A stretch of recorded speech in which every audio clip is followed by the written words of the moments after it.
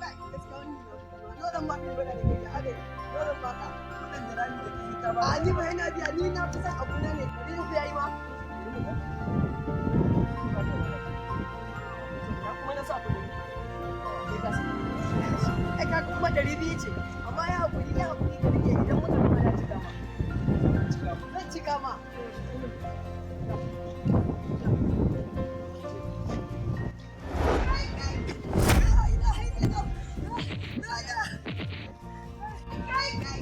KO